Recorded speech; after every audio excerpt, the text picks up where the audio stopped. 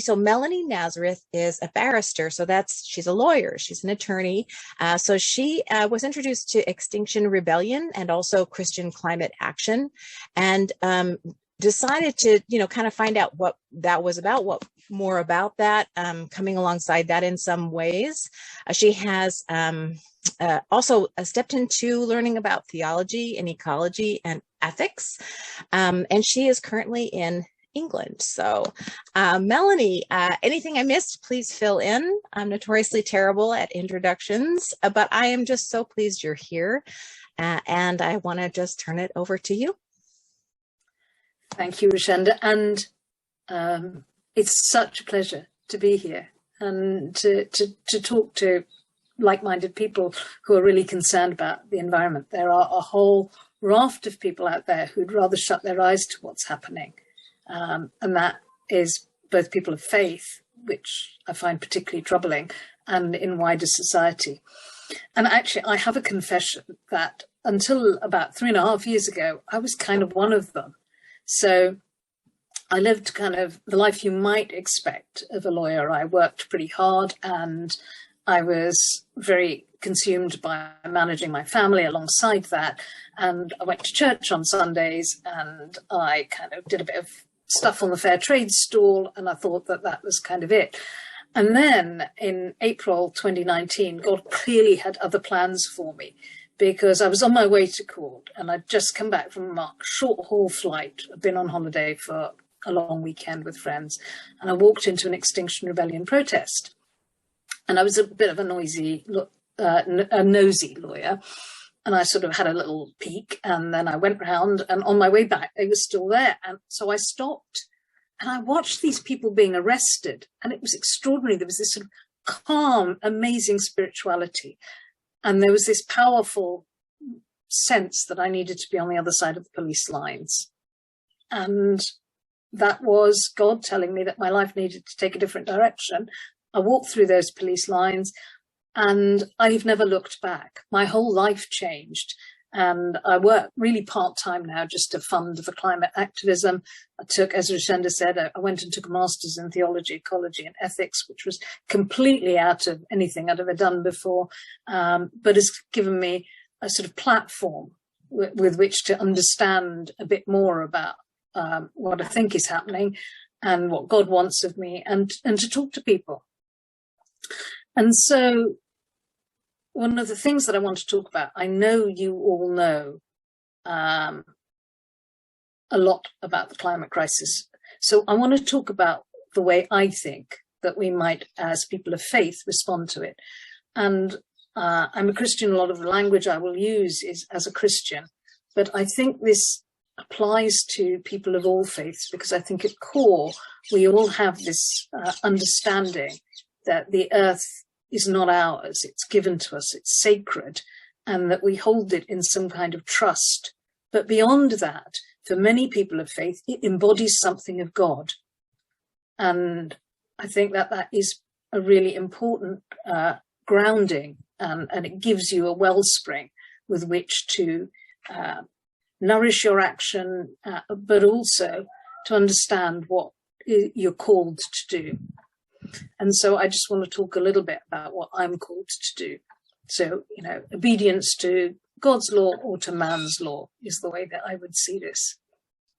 So I think we all know that terrible things are happening, that we've reached a crisis point.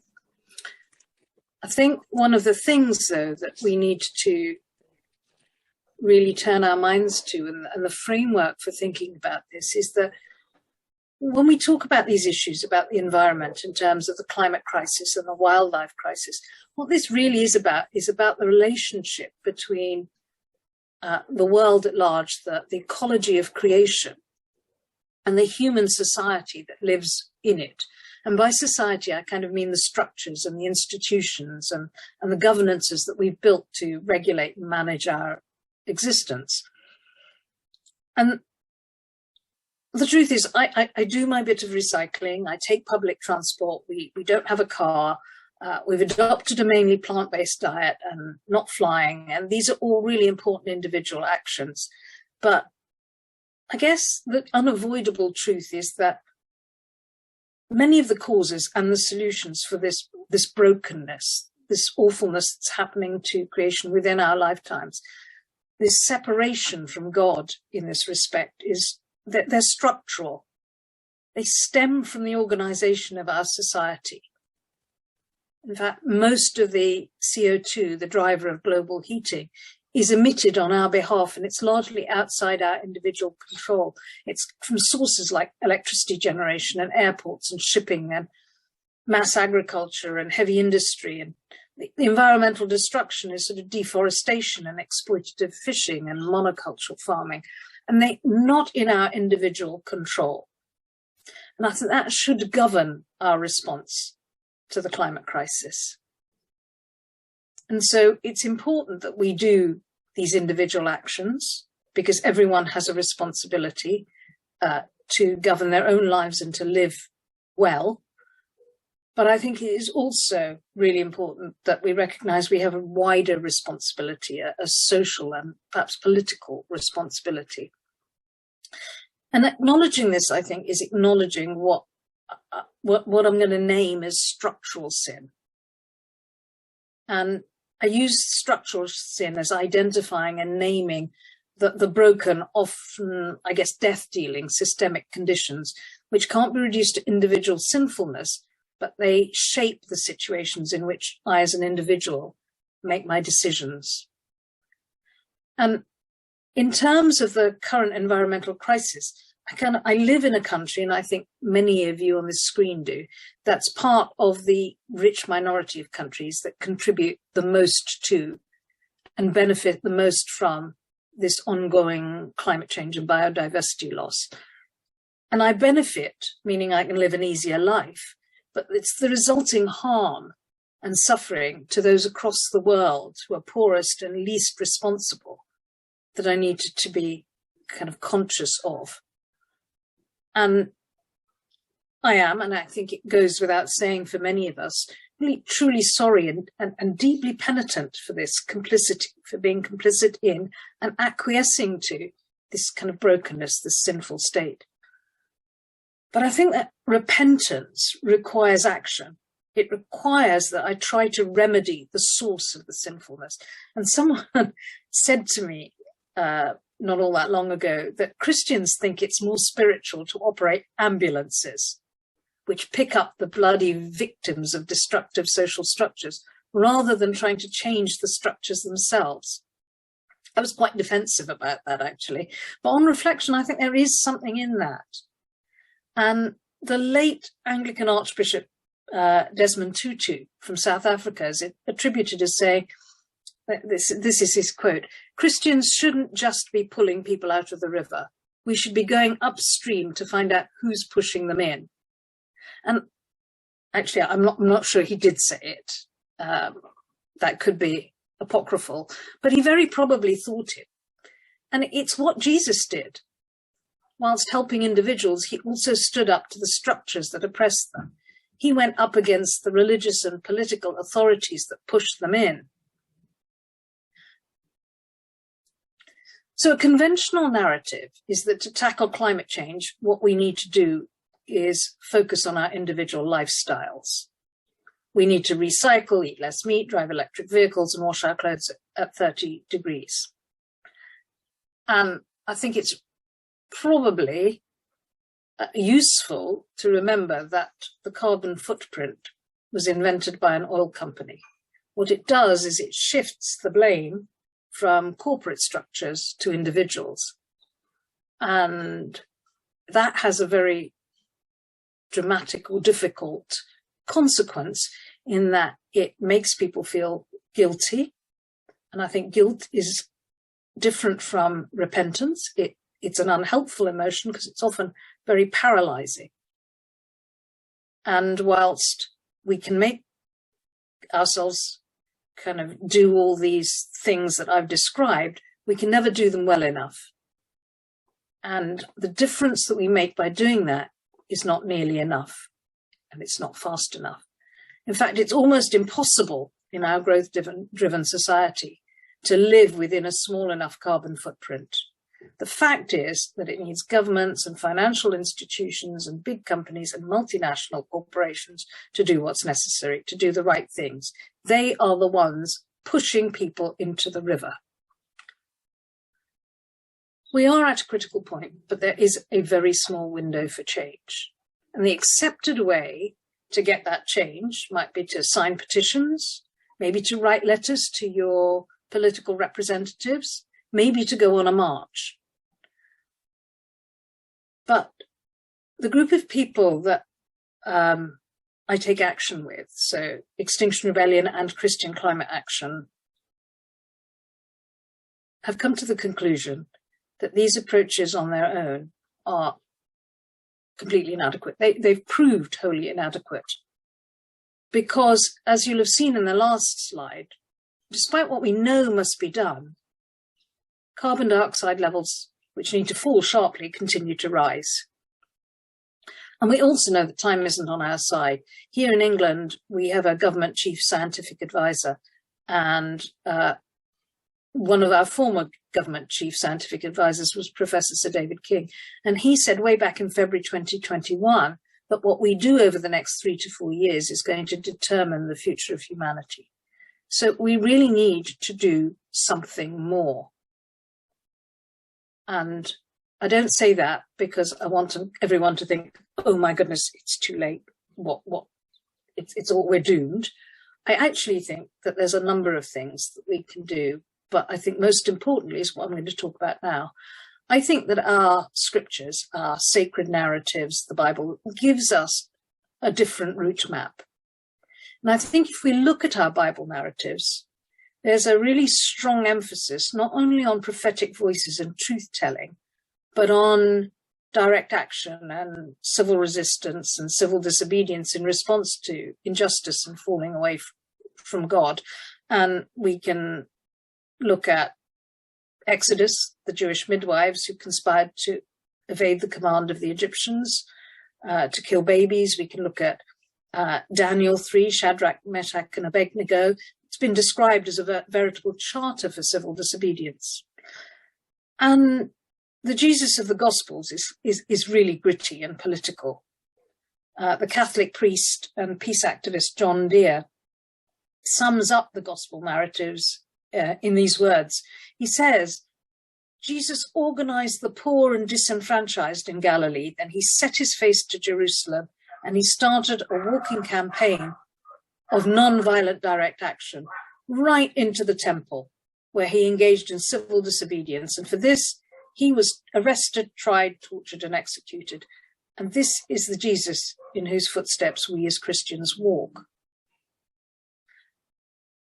It's relatively easy for me to say something like that when I live in a relatively tolerant society where the right to protest is protected.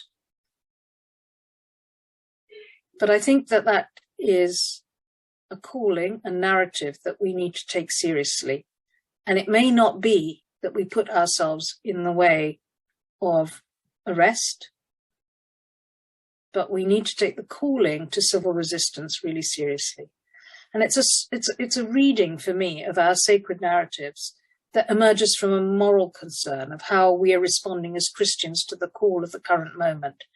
This sort of active, non-violent engagement in answer to the call for justice for the poor and for the earth seems to me on a personal level the only moral alternative between unacceptable choices of passive acceptance of the evil of environmental destruction and a violent retaliation against death-dealing powers.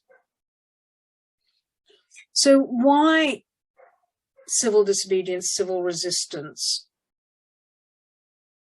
It's part of our sinful condition, I think, that we can ignore injustice for a long time.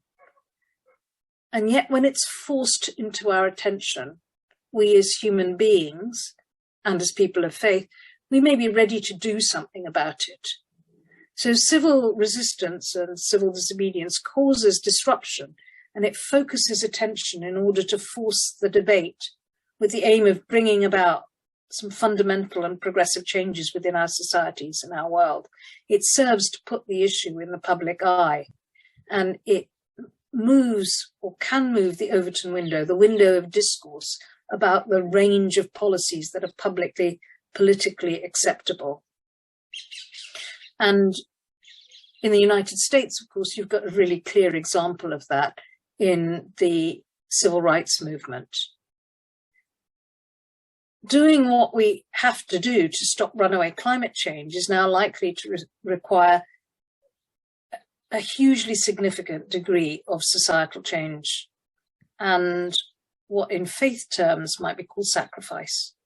And there are gains, but I think we shouldn't shy away from the fact that we need to make these sacrifices, because we're apt to look away from these sacrifices, from these uncomfortable truths, unless they're in our faces. But I think that human beings have a moral core, and when confronted with this evil, there is in ordinary people a tendency to do the right thing. I hope so, I believe so, that's part of my faith. But I think that something that stops people from confronting the issue and getting to grips with it is a lack of media attention, a lack of telling the truth, but just media attention overall. And the media don't lead with anything that's not sensational, that's not news, and disruption gets the news, at least here in the UK. And another reason for civil disobedience can be that it creates enough annoyance to society as a whole, particularly if it's mass civil disobedience, particularly if it's repeated. And it can cause enough annoyance to the ruling groups, to those corporate interests, that they may be prepared to remove the injustice. And in a way, you can call it removing their social license, you can call it putting pressure on them, but it's the same sort of principle that we see in Jesus's parable of the persistent woman and the judge in Luke 18. When the woman made a nuisance of herself, the judge, who lacked compassion, finally gave her rights. But for me and for people in Christian Climate Action, I think we believe that at its core, purposeful, non-violent action, direct action, which may be treated by governing authorities as a violation of earthly law and order, is about a personal faithfulness to God, which transcends all our earthly loyalties. And when you render to God the things that are God's, and to Caesar the things that are Caesar's, you will sometimes have to disobey Caesar.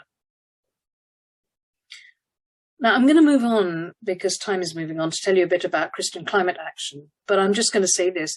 Christian ethicists have long debated whether or not it's ever legitimate to defy the state. There are passages such as Romans 13, 1-7, that seem to encourage submission to ruling authorities, whereas I've argued that non-violent direct action and civil disobedience are, in fact, remedies to an unjust situation and a proper Christian response. So if we have a bit of time later, I can talk about a framework for how we might examine this and the boundaries that we might set ourselves for doing this. But let's move on to Christian Climate Action. So we whizzed over the previous slide, which is really just asking you what to think about what Jesus might do in this emergency. I firmly believe that Jesus would be found within the ranks of people in movements like Extinction Rebellion. I have never found people who embody the love and the compassion and the genuine interest in the welfare of others that we as Christians should be exhibiting as the people that I meet, who many of whom are not people of faith and not Christians. In fact, often they view us with great suspicion, but they embody something that I rarely see in the churches. So I think that's where Jesus would be. But Christian Climate Action is a community of Christians that supports each other to take meaningful action in the face of imminent and catastrophic anthropogenic climate breakdown. And for us, that means following that example of Jesus that I've talked about, and using the inspiration of social justice movements of the past to carry out acts of public witness that often break social norms, to undertake non-violent direct action and ultimately civil disobedience in order to urge those in powers to make the change that's needed. And this doesn't mean that everyone has to take part in civil disobedience, but we need to be comfortable with the fact that others in the movement are doing this. And in fact, I myself don't actually break the law, because I would not be able to practice as a lawyer if I did. I would be suspended.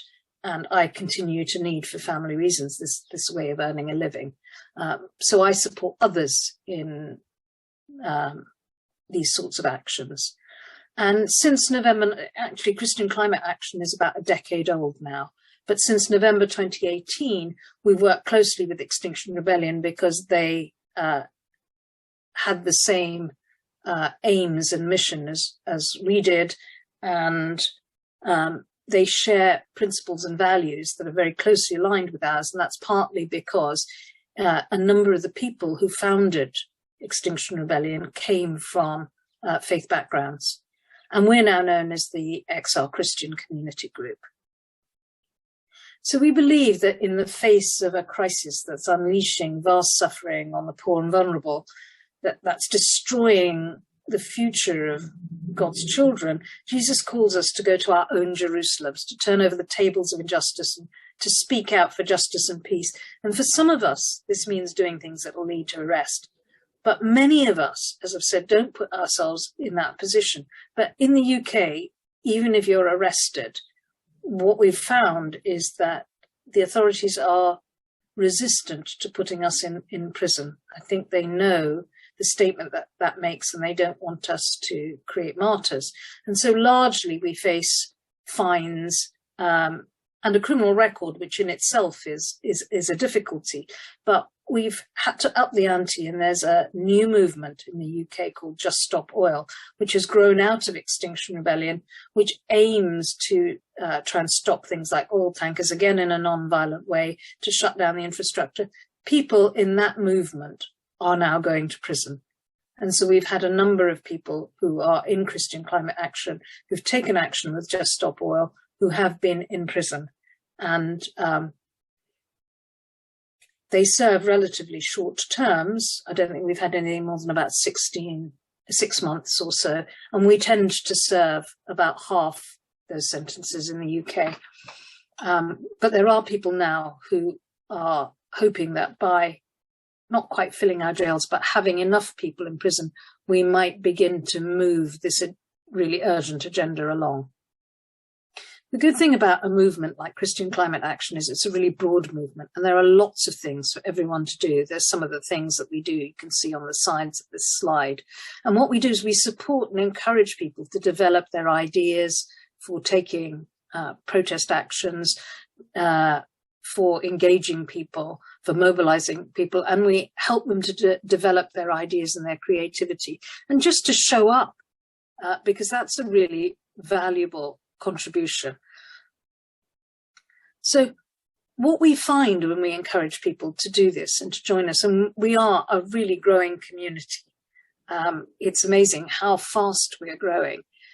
And I think part of it is because by joining a movement like this, there are so many good and nourishing things. It's like many communities, it gives you connection. It gives you hope because you're with people who are taking action, and action always gives you hope. I always say hope is not one of these things like optimism. It's a doing thing. It gives you that momentum to roll up your sleeves and just get going. And so we find that as we go out and we give engagement talks, just as our public witness, and as people see us, as they see us online and read about us, people join us. So we'll always remember that praying together is at the heart of everything we do. And this is both in actions. When you see those pictures, those are some of the vigils that we've had outside Parliament. And also when we take disruptive activity like blocking traffic, we'll often do it in prayer. But we also come together in prayer as a community. This, I think, is where Krista came across us. We have online morning prayer every day. and on, I think it's 3 evenings each week. So what we are doing at the moment is often having Compline, the Anglican evening service for settling down after the day. And that's open to anyone who wants to come. You can just register on our website. On Saturday mornings, we have an hour-long session of talks and reflections and learning. They're both spiritual and practical. Got a number of them on our YouTube channel. Again, they're open to everyone. We're in recession at the moment until the next Extinction Rebellion, which is in September, because we've just got a really busy summer at big festivals and that sort of thing. So one of the things that we think is fundamental is to take our faith out from the pews and into the wider world. And so the actions that we think have the most power are those that are intimately connected with the way we practice our faith in churches. So we did foot washing amongst Extinction Rebellion rebels on Maundy Thursday a few years ago. This year, we took them to a cathedral where we were trying to get them to divest from fossil fuels. And we washed the feet of the clergy and we talked to them after their chrism service about the importance of divestment. We will hold Eucharist in the midst of a protest up against the police lines or in the middle of a street that's being blocked by rebels. We'll have prayer gatherings in the middle of a road that's been blocked.